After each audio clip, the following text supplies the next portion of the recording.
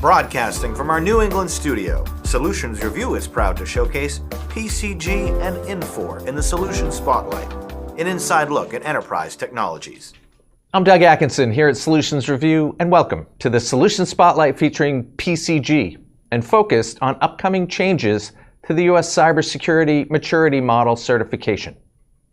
I'm going to hand this event over to Christina Reynolds, Managing Director of Industry Specialty Services at BDO, to walk you through what's changing for onboarding approved vendors, how CMMC affects teaming and joint ventures, and what subcontractors need to know to stay competitive.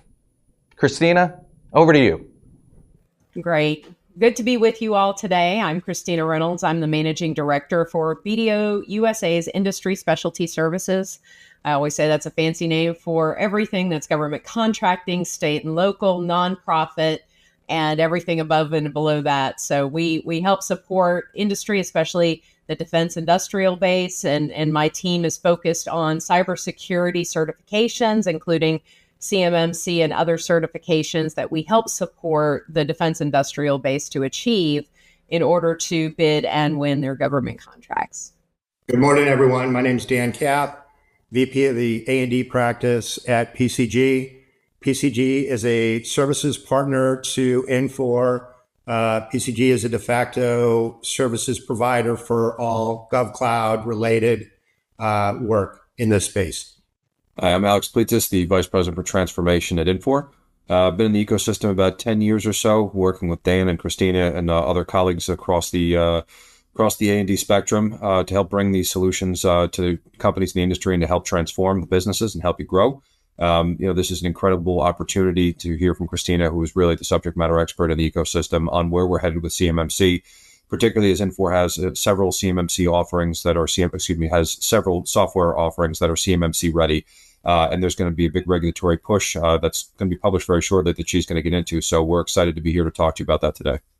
So I think we wanted to start off with some questions. Alex, do you want to kind of go through, and I certainly talked to you about a lot of the questions that I receive in industry day to day. We have a full list of things to go through. These are some of the most common questions that I hear from my clients when they come to us. Yeah, absolutely. No, I think that's a great point. So CMMC, right? That is the acronym governing the cybersecurity regulations which you're going to get into that are going to apply here. But they're based upon whether or not a company has CUI present or they generate it or whatnot. But folks don't understand the acronyms. What is CUI? So CUI, we're gonna kind of kick this off because this is probably the most common question I get every day. I have a lot of clients that come to me that say, I have this clause in my contract, DFARS 252-204-7012, and it says I should be getting CUI from the government. I haven't seen it. I don't know where it is. I don't know what it is. So first and foremost, in the original 32 CFR that was issued for controlled unclassified information, we really started off to present a set of regulations that protected what's called controlled unclassified information. Now, a lot of people get this confused with classified because this word classified appears in it, but it's actually unclassified information. But it's unclassified information that the government considers sensitive. We want you to keep it controlled. And largely, when we say the word controlled, this is speaking to its confidentiality. So the government may give you information that while it is not classified, the government says it is your obligation when this information hits your system to ensure that you are protecting the confidentiality of this sensitive but unclassified information in a very controlled manner. Now, how do you define controlled? Well, we'll go on to define how the government defines that with some very strict best practices as regulated by NIST. However, when they presented controlled unclassified information, there's a few things I want to point out here. Number one, they define this as information that either the government creates or possesses, and here's the important thing, there's a two-pronged fork to this, that an entity creates or possesses on behalf of the government. Because there's a two-pronged fork here, it's very easy to note when the government gives you CUI, because guess what? They're going to mark it. You're going to see a header, you're going to see a footer, you're going to see a cover page, and it will say controlled unclassified information, or it may have the notation of CUI. And that's what the government's saying. This is the information that you need to protect. However, the entity could be generating it. Now, largely, this is generating something that might have derivative CUI. So the government gave you CUI. Maybe it's a schematic. Maybe it's a design spec. It could be a number of things. But we're typically with CUI dealing with the documentation surrounding the design of something. When they give that to you, I'll give you an example. One of my clients is a large-scale crane manufacturer. Typically, their products are commercial items in nature. However, for one contract, the government says, put an armor plating on this.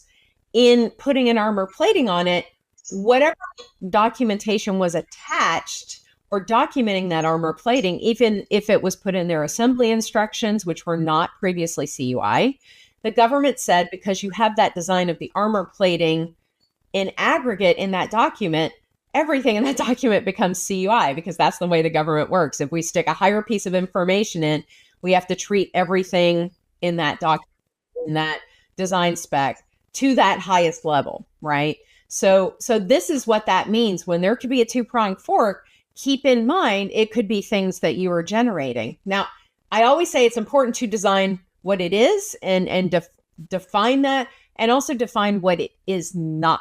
And so they go on to say it doesn't include classified information, but more importantly, it does not include information that a non-executive branch entity possesses or maintains on its own systems that did not come from or was not created or possessed by or for an executive branch agency or an entity acting for an agency. So this is where a lot of confusion happens, because we do see contracts that are marked as CUI, or even when the government asks you for that SF 1408, that approved accounting system, they're pre-marking that blank form as CUI.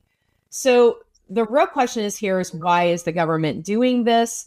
In essence, what we have to keep in mind is that the government is trying to protect your information as much as theirs. And this is the marking they are effectively using to do that. So keep in mind, when the information isn't actually government information, but the government may still apply some marking protections to your information to safeguard it as if it were their own, and to treat it as sensitive. One more chart here I want to show you, and this is when we look at the definition, I've attached one particular category in the CUI category to show you how different categories can really pull a lot of information out.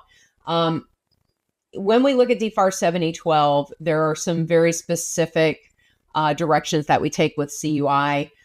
We know there's an exemption for COTS. That's actually an exemption issued even as far down as the FCI or Federal Contract Information level. So COTS are generally exempted from this.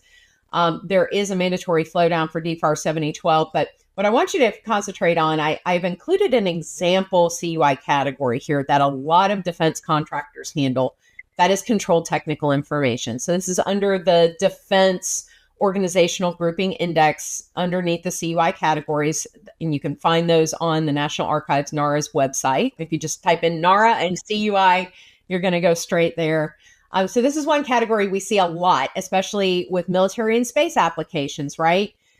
So there's a definition of technical data, and the minute that the government considers it controlled, it's because it applies to DoD military and space applications. But look at the list on the right. It can include research and engineering data, engineering drawings, associated lists, specifications, standards, process sheets, manuals, technical reports, technical orders, catalog item identifications, data sets, studies and analyses, and related information. And it can include software executable code and source code.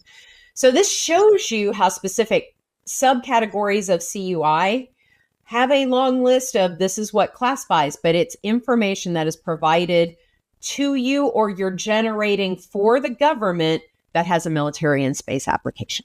So I know that was a long way around, but we got there. That's great information, Christina. I was on site at an aerospace defense company yesterday in Phoenix. They're considering a journey to migrating from on-premise ERP to a GovCloud solution from Infor. And they asked me, how do we know for sure whether or not we need CMMC compliance? Is there somewhere they can go to kind of check that box and have a yes or no? What's the process for that? Certainly. And let me show you a list of the government, is very thorough when they put these clauses in your contract. And I want to talk about when it's going to apply to you, when you may have some foreknowledge of receiving CUI. First and foremost, if you look on the right under the Department of Defense, if they are receiving DFARS 252, 204, 7012, here's the important distinguisher I want them to take away from this is that the minute that is in your contract, it may not necessarily mean you're receiving CUI right now. But what it does indicate is the government may intend to send you that in the future.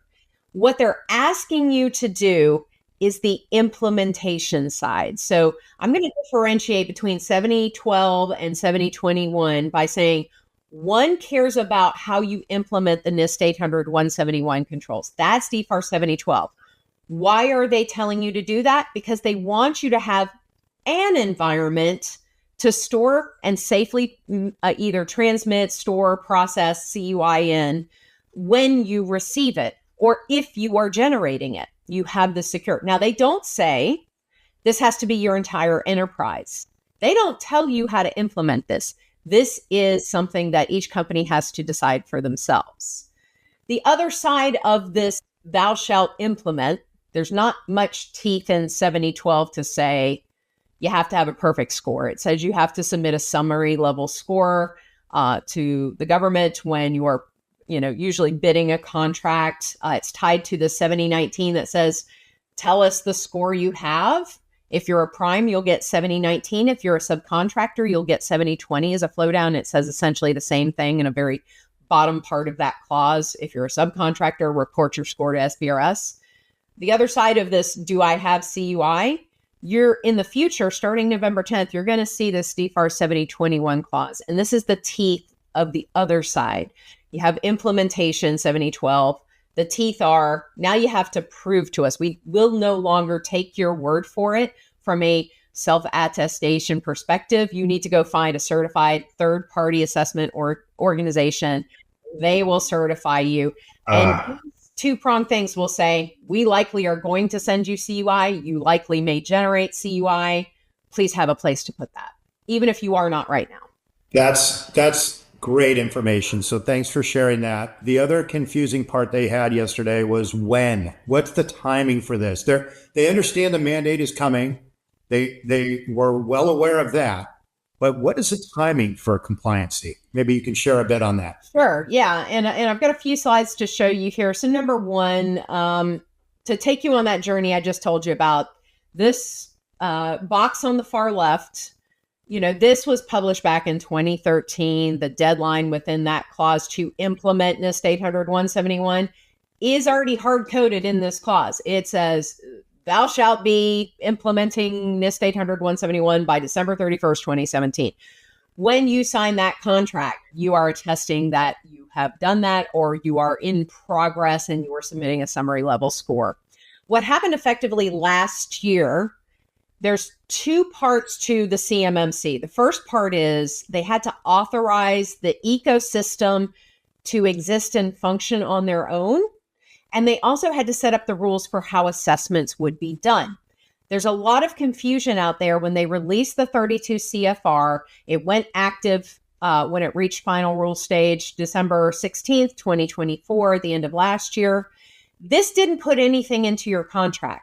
This did nothing to your contract. All it did was say people like BDO, who are RPOs, registered practitioner organizations, people who are third-party assessment organizations, they are authorized without the government babysitting them to independently conduct assessments. And it said this is how they will conduct them. And it sets up all the rules and regulations for our ecosystem to function independently from the government.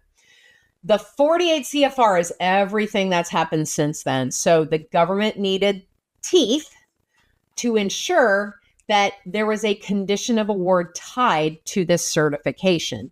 So that's what 7021 does. 7021 says CMMC certification will now be a condition of award. This was published September 10th into the final rule state. It goes active, and there was actually a recent class deviation a couple of months ago to say contract officers do not jump ahead of this date, November 10th, 2025. Do not start issuing 2021 or 7021 into contracts until the active date applies. Once this active date, November 10th, applies, contractors will see it, number one, in new contracts they go to bid. Number two, in new option years. They will not see it in mods or amendments or anything like that, because this is a condition of award. If they've already awarded you the contract, they can't make this a condition of award. So new contracts and new option years. So thanks for that information as well, Alex. Sorry, I'm taking over the question on this, but to finalize, what's the penalty if they don't adhere? Like you've been a defense contractor for years and years. You have adhered to the policy, but with the new mandate, what if you lapse? What happens? Talk through the penalty, I guess, a bit if you can. So we're looking at, with the 7021 clause, the active date November 10th. It is a condition of award. And what's interesting about this is there's inside of 7021, there's an adjoining provision. So this provision, that was that last column I was showing you, is 7025. And effectively, this is where the penalties are. And they're not going to charge you a fee. There's not going to be penalties. There's going to be, you do not get the award. So 7025 is essentially the instruction to the contract officer to say, number one, when they issue the solicitation, the RFP, they have to say what level of CMMC they are going to require as a condition of award. And the second part of this is they need to hold them to that certification. If they do not meet it by the time of award, let's say you have your C3PAO assessment a week before award and you get it, you can qualify. It has to be at the time of award when they say, I need your certification in hand, or at least a conditional. You may have contract officers that will accept if you reach a conditional state, but you still have a few POAM items to close out. You're at that 80% met threshold and a C3PO is working with you. You may get some ability to say, we're at the conditional state, we have a conditional certification, and we'll close it all out within 180 days. I want to show you guys real quick the timeline here. So if we're looking at where we are, what people aren't realizing about this timeline, and I heard this, recently at the Infor conference, was, well, I've been told by our legal we have a year. And I said that is absolutely not true. So if you look at how this timeline is going to play out for contractors, there's going to be a 4-phase rollout. Now, while they allow you in phase 1 to self-attest, the whole game on SPRS for self-attestation has changed. There is a different tab. And if you're going to take away one thing from everything that I'm stating to you today, I want you to perk your ears up and really, really listen for what is going to happen when we talk about SPRS and posting this score. So number one, if you're a contractor that is looking to bid contracts and at least reach a self-attestation of CMMC level 2, there are 2 different tabs. Now, what people are used to posting when they go into the SPRS system, it will look like this. You will click on cyber reports. It will bring you to a place where you can make cyber reports. Now, if you look on the top line, you're going to see that there's a tab for NIST 800-171. Now, this is if you have DFARS 7012 in your contract. And this particular tab doesn't care what score you post. It lets you post anything. But as we are speaking to CMMC level 2, let's talk about the next tab over, which says CMMC assessments. This is a wholly different tab. And for the people who are sitting there and your legal may be saying, we've got a year, or you have another organization that's saying, well, you have a year, you can just self-attest. It does not work the same way. When we hit this tab, and you click on the CMMC Level 2 Self tab, the same rules are going to apply to posting a score here as meeting with the C3PAO. How they have programmed this tab to function, you have to be at that same conditional certification level of 80% of the controls have to be met. You will have to check them off one at a time. So hear me and hear me now. False Claims Act will apply. They will keep this as a record, and it shows every single security control that you have said you have met. You have to individually mark them. If you do not reach the 80% threshold, or you have security controls that we have to score each security control differently, some are -5, some are -3, and some are -1. The way they score this is they give you a perfect 110, and you start subtracting for every security control you do not meet. Your maximum negative score is -203 by this scoring methodology. If you have even one -3 open or one -5 open, it grays out and disallows you the ability to submit. What does this mean on your contract? It means that if you think you have a year and you're below the 80% threshold, or you even have one -5 or -3 open, you will not be able to submit your self-attest score on CMMC Level 2, which means you will not win that bid. Christina, just to make sure the audience is clear as they're listening here. So for phase one, as you were talking about, right, it's 12 months. It begins November 10th, 2025, coming up shortly. It's the self-attestation period. You just walked everybody through the portal where they're going to have to go through if they have the clauses, and make sure that they're going to go ahead and register their scores right in there for their for the 110 controls that would come with Level 2. You've explained the grading criteria. Some of the common questions we get are, okay, if the contract solicitation came out prior to that date, but it hasn't been awarded, and say the award is going to come up in January, 2 months after this has come into effect, and it's got CMMC as a requirement in the contract award, do I have the full year to get this done, or by the time of award in January, do I have to get this done in order to be eligible to win the contract? So the way that they've instructed the contract officers with that 7025 is they must announce via solicitation if the CMMC Level 2 is going to be in there and which version they are taking. So when I say which version, with this phased implementation, that top right-hand note that I make in some procurements, DoD basically can do whatever they want. If they want to say this year, I don't want you to just self-attest. I want you to walk in with a certification. And if you are a mission critical element or supporting a mission critical system, keep in mind, and especially the big guys we're talking about, our large primes, they're probably going to have this requirement in their contract sooner rather than later. And you see that each red DoD optional, they can implement the next phase whenever they want, but they have to tell you before you bid, right? So that when you see it in your contract, this is not going to be a surprise to you. They have told you that either they're going to let you in this first year, fill in that self-attest, or they're going to say, come with a certification in hand, because it will not be worth your time to continue to bid something you have no chance of winning. Which makes sense. So we're talking new contracts post September 10th, new solicitations that come out, November 10th. We'll be looking for the clauses that you just kind of went through for everybody that's in here. And you mentioned something I think that's important from a lot of the folks in the community and in the industrial base. It's not just the primes, as you mentioned, right? But if they've got subcontractors, or if they've got suppliers in the base that are, tier 2, tier 3 that are feeding them, should they expect to see these clauses flow down to them from the primes if these are in their contracts, and do these apply to them? Absolutely. And the DoD has answered a lot of questions about this, as in, what level of compliance am I flowing down to my subcontractors? Because guess what? And you've heard me say this before, DoD does not have privity of contract. That's why they put it on the prime's shoulders. They don't know who your subcontractors are. They don't know who your vendors are. So they say to the primes effectively, we're going to make this a flow down clause. We see that a flow down clause for 7012, 7020, and 7021.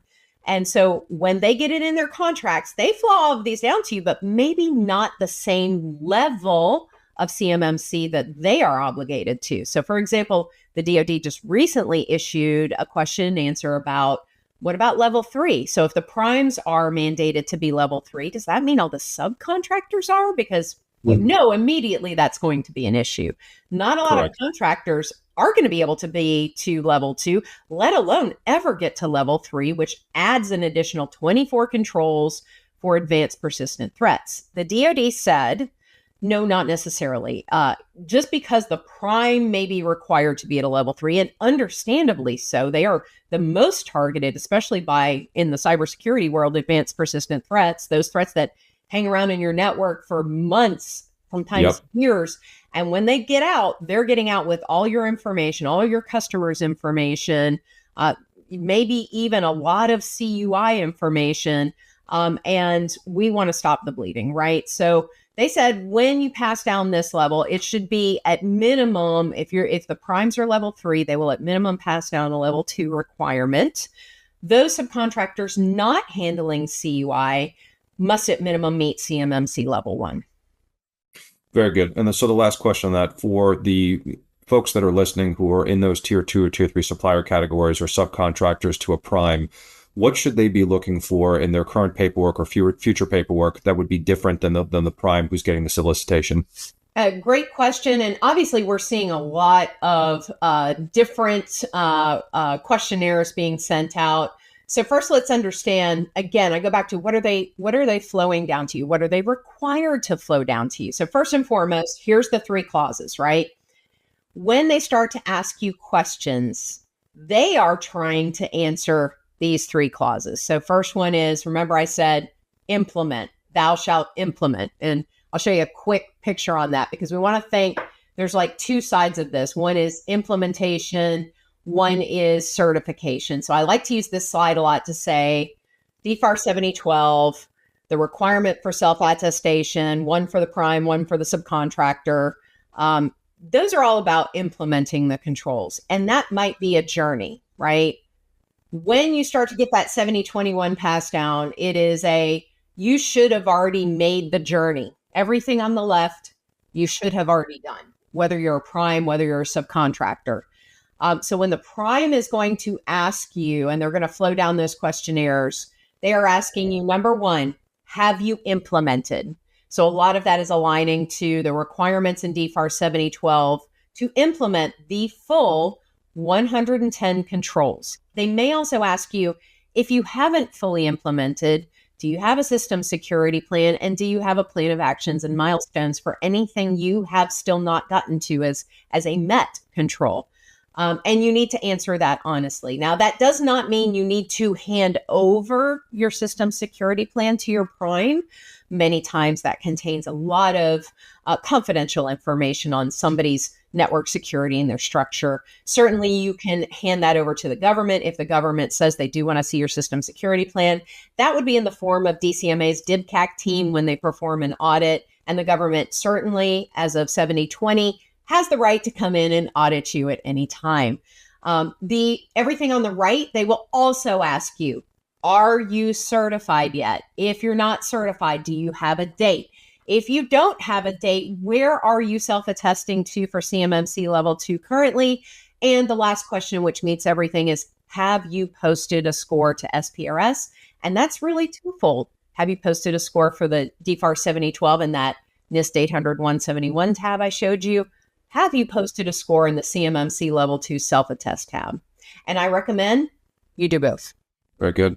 Do you have any sense, maybe Alex too, do you have any sense for the impact on the defense community? Again, being on site yesterday, the comment was made that there were less than 400 companies, defense suppliers, contractors, that have reached the CMMC compliance level of the thousands. I don't know whether that was an accurate statement or not, but maybe you could provide some perspective on it. Yeah, and this is certainly, and Alex, you and I have had, I think, many discussions on this. Many. What are the primes going to do? And I think that is a really good question for a lot of the primes. When you, and I've even heard this question in reverse. So this was an interesting one. I talked to the client the other day and they said, we're compliant, we're getting certified this year, but our prime wants to bid this and they haven't even implemented yet. And I said, I looked them straight in the eye and I said, well, either you can't bid this or you need to step up and be the prime. So I'm even hearing this on both sides, that the subcontractors and the supply chain aren't ready. Sometimes the primes haven't gotten ready. So as we move forward, the defense industrial base at large needs to have an implementation strategy. And that implementation strategy, when I talk to a lot of my clients, I tell them you have to think through how you are going to do this. If your subcontractor steps up and says, I'm not compliant, but they are still a critical vendor to you, what do you do? So some of the strategies that we've employed are sharing is caring, right? So a lot of the primes are walking into this face first, knowing they have to build an environment they can share. Now, here's the important, from the cyber perspective of how I have to get my client certified. You cannot say we built everything in GCC High or AWS GovCloud, and we're just going to let them in with their own domain name and their own email address. No, it doesn't work that way, because there's one particular control in the access controls that say, if you are interconnecting your systems with other systems outside of your secure and certified environment, you're basically violating the certification of that environment, right? So what you have to do if you're a prime, you have to make them an internal user. So you can go into Microsoft AWS and you're saying, okay, we're going to give you an internal user account, and you treat them as if they're an employee. You're going to abide by our training mandates because now you're in our infrastructure. There's another strategy we employ, which we add on a second enclave. Usually it's a file sharing SaaS type of software. Some of our favorites we've used, we use Prevail a lot for this. We've had other clients use Box. And what I like about this product is, number one, it's cheap, it's easy to deploy, and it's effectively an external but compliant solution. We use Prevail a lot because it's already FedRAMP moderate equivalent, but it also has both a drive, just kind of like Dropbox or Box does, and it has an email component to it as well. So what you do is you can effectively give them a small license, lock them down in that environment, and as long as they don't have, for example, CAD systems or design servers, they can probably work very effectively within that. As soon as you've got CAD servers in scope, you probably need to give them an internal license for internal systems. What some of my primes have been doing, though, is saying, okay, fork it up. We're not going to pay for your license out of pocket. You didn't have to go down the same very expensive, certification path we did, but you at least have to pay for the utilization of our licenses, our management of this environment. And most subcontractors were happy to do so. So that's a great segue. Alex, maybe you can speak a minute on the solutions that Infor provides to help companies in the defense sector meet the compliancy and the audit process that Infor solutions have to go through to ensure they are meeting those compliancy requirements. Yeah, just to finish up the last question there. So Forbes published an article that was sourced that said there's about 300,000 companies total in the defense industrial base, some of those being exceptionally small with a service contract of some type that's not going to apply in this particular case. But of those, about 80,000 companies are expected to require level 2 certification. As of late August, only 270 had got there. So it's certainly going to create a bottleneck. So, a lot of companies, because, don't forget, the CMMC program as a program has been around since its inception as an idea of over 7 years. And then it was published, 18 months ago or so as a program, but there was no teeth, to Christina's point. What really changed, and the piece that everybody is sort of now waking up to, is that on September 10th, the government finally published the DFARS clause, making this mandatory through the publication in contracts, as Christina just went through for us. With a 60-day implementation period, it becomes effective on November 10th of 2025. So now it's going to start showing up in contracts. So you've got, as she mentioned, you got a year there to do the self-certification, right? But short of that, like the point was just made, you don't really have a year. If the requirement's there, you're either certified or you're not in order to win. That's really speaking self-certification for level 2. Level 2 in the second year requires that outside audit, and then year 3 for the level 3 certification process. So folks don't have that, and that's the size and scope of the problem and a bottleneck. So a lot of people, because it was around for 7 years, were waiting for the government to do something. It was always a rumor that there's something coming, there's going to be a rule change, and it finally happened. And so now a lot of companies are, oh man, I got to get this done. So Infor, PCG, BDO, collectively as a community, we've been preparing for this. So Infor has several product offerings in the space, both for ERP as well as edge products. That service both the SMB, mid-market, and enterprise level companies. So it's not a one-size-fits-all. You're not going to sell an enterprise solution to a small business that needs to meet this from a supply chain perspective. So we do have both upper and down market offerings to make sure that everybody in the community can be served appropriately. And obviously having partners like PCG and BDO to advise and to implement from both a consulting and implementation standpoint. So collectively as an ecosystem, we're prepared to support businesses of all size. And as Christina, I think we'll get into, there's a split, just like anything else you do. A lot of the consulting firms sold off their consulting, the big four, big five audit companies, right? They sold off their consulting practices because they can't do the audit work of their consulting. And then, Christina, as a leader in the community for doing the consulting to make sure folks are prepared for CMMC as it's coming. And then there'll be other firms who will do the attestation and the reviews for certification. So between PCG and BDO and Infor collectively here, we're well suited to serve the community. Thank you. Appreciate that. Since we're kind of starting to talk about the ERP system, let's go into a little bit about, from my perspective, how the environment has to be built and some of the problems we've seen. So I kind of want to pick up on what are some of the issues. And everybody on this call, we have certainly, I think we've talked till we're blue in the face about how strategic architecture is being constructed by every major defense industrial base that are seeking their certification.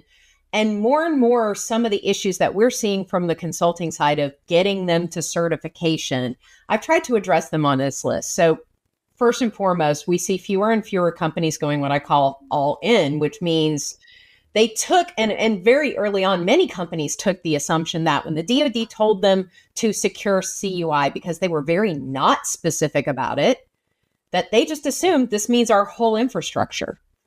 When I came into this, and I came from a classified systems background doing information assurance, I was an information assurance security officer for the Army, building these packages for classified systems. The one thing the DoD does not do is assume that every system in their infrastructure touches classified information.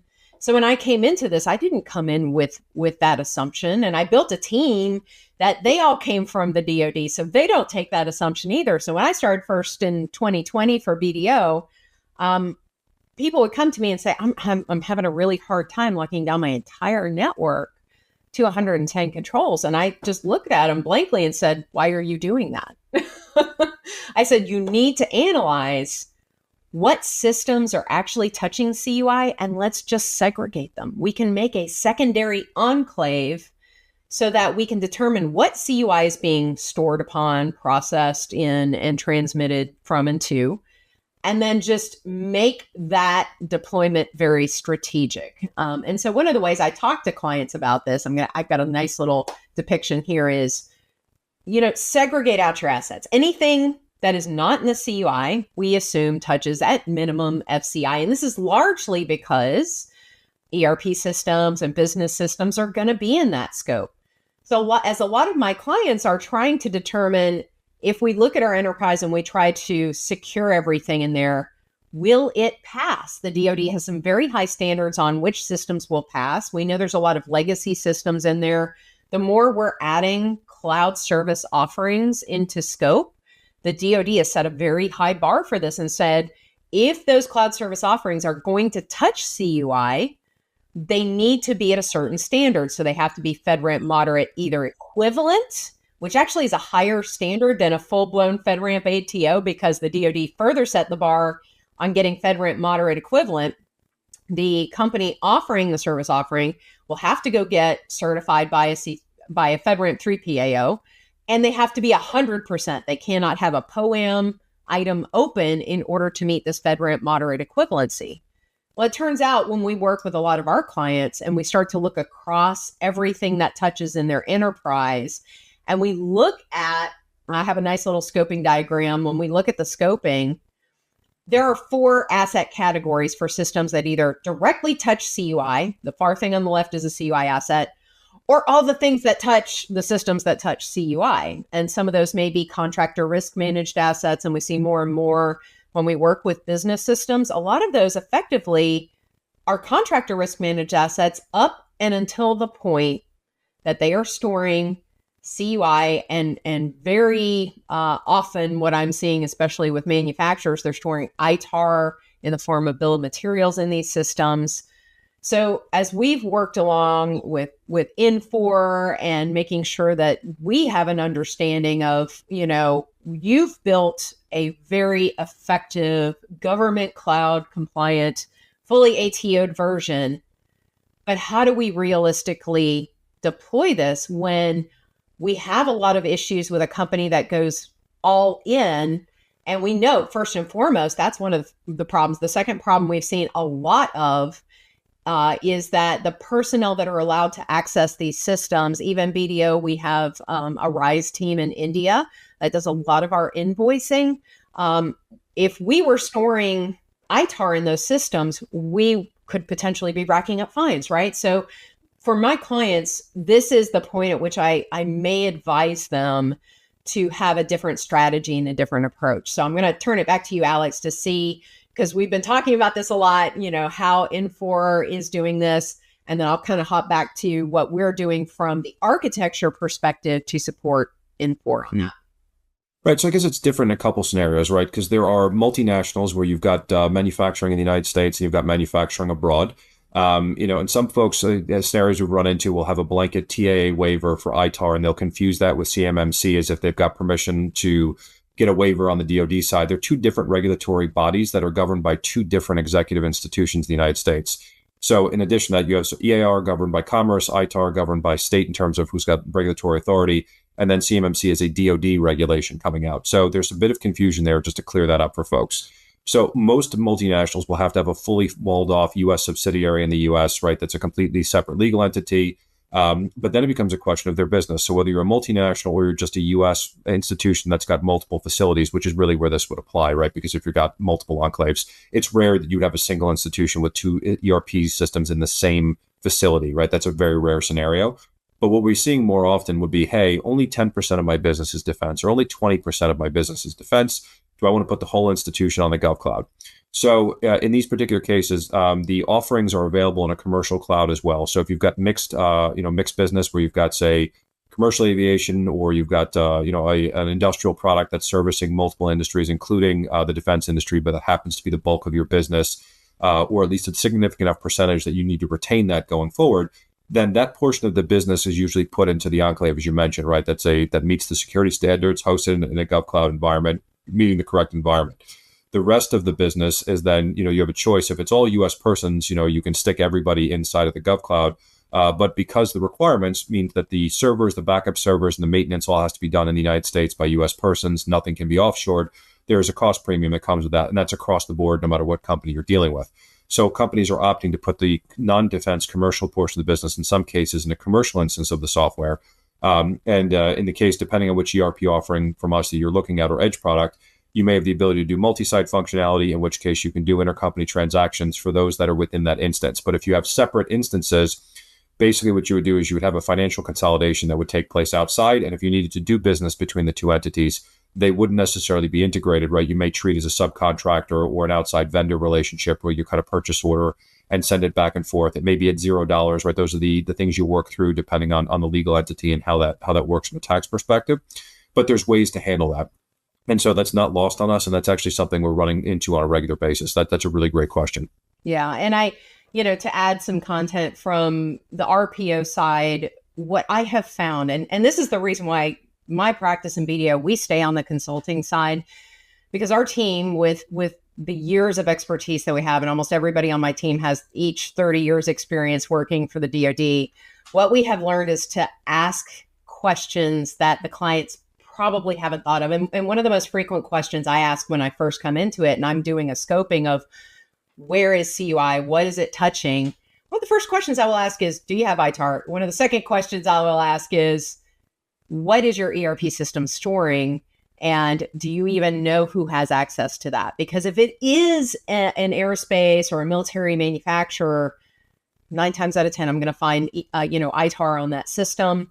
And 9 times out of 10, I'm also seeing foreign nationals that are freely accessing the system. And 9 times out of 10, I will also see that many of their system administrators might be foreign nationals operating on foreign soil.